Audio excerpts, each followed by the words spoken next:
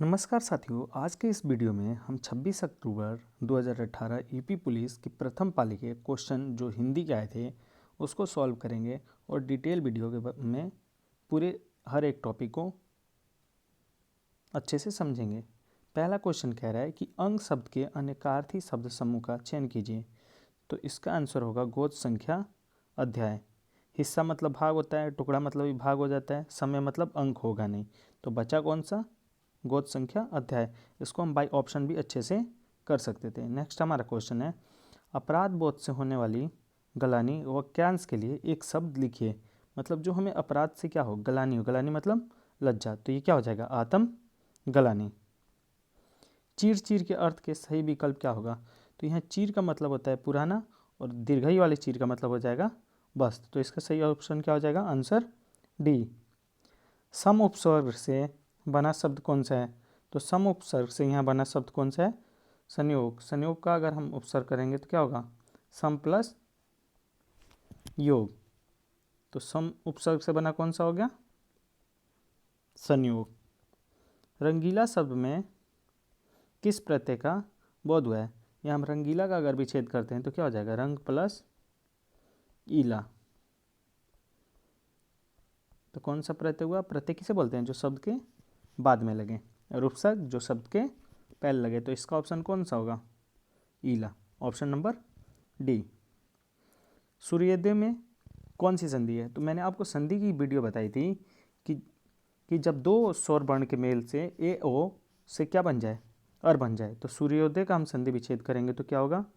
सूर्य plus उदय। ये कौन सी संधि है? यह है आपका गुण संधि। ये क्या बन जा रहा है? अर।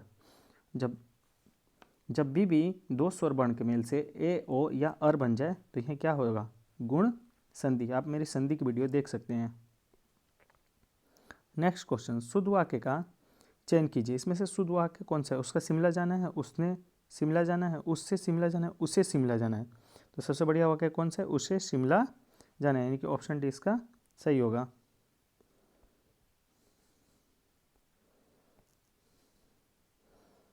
सज्जन शब्द में कौन सा समास है? समास की वीडियो आप देख लीजिए। आपका समास कभी भी मुझे नहीं लगता उसके हिसाब से आपको गलत होना चाहिए।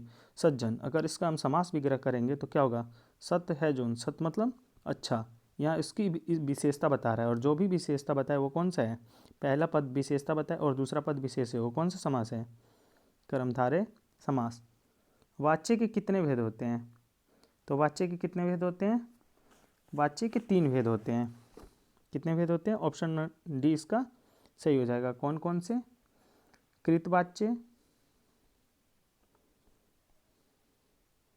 कर्मवाच्य और भाववाच्य। तो वाच्य के कितने भेद होते हैं? 3 भेद होते हैं। और दिन भर पड़ता है, रेखांकित पद में अव्यय है। ये क्या है? निपात है। दिन भर। निपात क्या है? निपात भी एक अव्यय है। तो दिन भरो नहीं बोल सकते इसे हम। निपात या अव्यय किसे बोलते हैं? जिसका हम बहुवचन नहीं बना पाए। दिन भरो आपने कभी सुना? वो दिन भरो पड़ता है, दिन भर ही होगा। ठीक है। नेक्स्ट क्वेश्चन, कोष्टक में दिए गए विराम चिन्ह का नाम क्या है? ये जो आपका विराम चिन्ह है ये कौन सा है? विस्मय बोधक है। प्रश्नवाचक कैसा होता है? ये पूर्ण विराम ऐसा, अल्प विराम यानी कोमा। बाल की खाल निकालकर मुहावरे का सही अर्थ क्या है? तो जो बाल की खाल निकालकर, इसका सही अर्थ होगा बहुत मिनमेक निकालना। 4 दिन की चांदनी फिर अंधेरी रात लोकोक्ति का क्या अर्थ होगा? मतलब जो 4 दिन की चांदनी यानी कि थोड़े दिन का ही सुख। इसका सही आंसर क्या होगा? Option number A. साहित्य में रस का अर्थ होता है, तो साहित्य में रस का अर्थ होता है साहित्य से मिलने वाली आनंदनाभूति। यही साहित्य, यानी कि इसका ऑप्शन डी सही होगा। क्वेश्चन नंबर 128, दोहा छंद में कितने चरण होते हैं? तो जो हमारा दोहा है, दोहा में हमारे कितने? 4 चरण होते हैं, यानी कि इसका ऑप्शन डी सही होगा। और जान लेते हैं हम दोहा के बारे में। दोहा में 4 चरण होते हैं, और जो हमारा पहला और तीसरा चरण होता है उसमें 13-13 मात्राएं होती है, और जो हमारा दूसरा और चौथा चरण होता है उसमें कितनी? 11-11 मात्राएं होती है। भाषा शब्द में शब्द और अर्थ की दृष्टि से सौंदर्य उत्पन्न करता है। सौंदर्य कौन उत्पन्न करेगा? अलंकार। अलंकार का शाब्दिक अर्थ ही क्या होता है? आभूषण या गहना। और देखते हैं आप, स्त्रियां जो आभूषण या गहना पर पहनती है तो क्या होता है? उनकी सुंदरता और बढ़ जाती है। तो सौंदर्य कौन उत्पन्न करेगा? अलंकार। अब आपको, मुझे नहीं लग रहा कि आप कभी इसको भूलिएगा। य र ल व किस प्रकार के व्यंजन है? तो जो य र ल और वह है, वह आपका अंतस्थ व्यंजन है। कौन से व्यंजन है? अंतस्थ व्यंजन है। निम्नलिखित में कौन सा स्त्रीलिंग है? तो स्त्रीलिंग जो स्त्री जाति की विशेषता बताए, तो कौन सा होगा यहाँ बताइए तो? कृपा। कृपया क्या होगा? स्त्रीलिंग है। वचन किसका बोध कराते हैं? तो वचन प्राणी या वस्तु के एक होने का बोध कराते हैं, एक या एक से अधिक होने का बोध कराते हैं।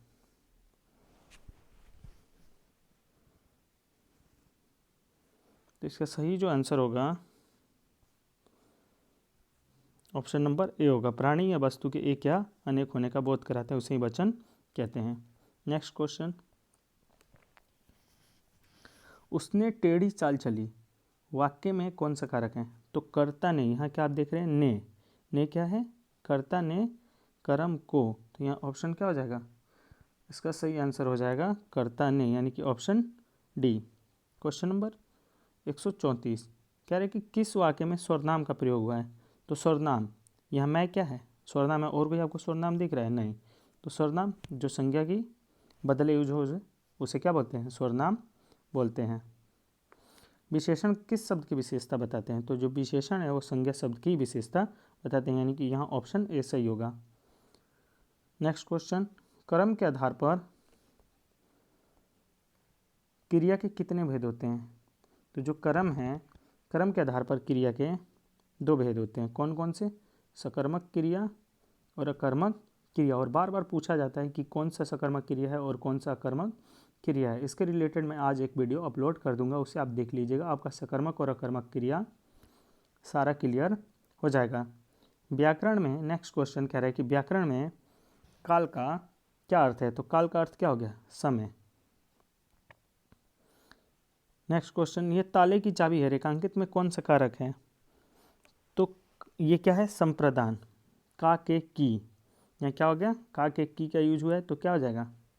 संप्रदान। कौन सा शब्द पुल्लिंग है? तो यहाँ जो पुल्लिंग है, संचालक क्या है? पुल्लिंग है। आप इसका देखिए, स्त्रीलिंग और पुल्लिंग पहचानने का सबसे बढ़िया तरीका है कि आप उसका वाक्य प्रयोग कर लीजिए। कौन सा शब्द तत्सम नहीं है? यहाँ पूछ रहे तत्सम नहीं है। तत्सम आधे वाले होते हैं, तालव्य सम मूर्धन्य स वाले भी होते हैं। परक क्या है? यहाँ तत्सम नहीं है। तो इसका जो सही आंसर होगा क्या होगा? परक। परक क्या है? तत्सम नहीं है। कह रहे किस विकल्प में सभी शब्द तद्भव है? तो हमें पहले तत्सम काट लेना है। सत्य आधा है, पुष्प आधा है, यहाँ त्र लगा है, ये भी तत्सम है। तो कौन सा बचा? आग, जीभ और घर, ये क्या है? तद्भव है।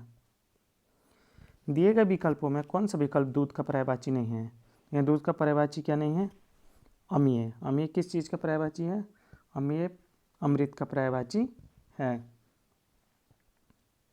सापेक्ष का सही विलोम शब्द क्या होगा? तो सापेक्ष का क्या होगा? निरपेक्ष।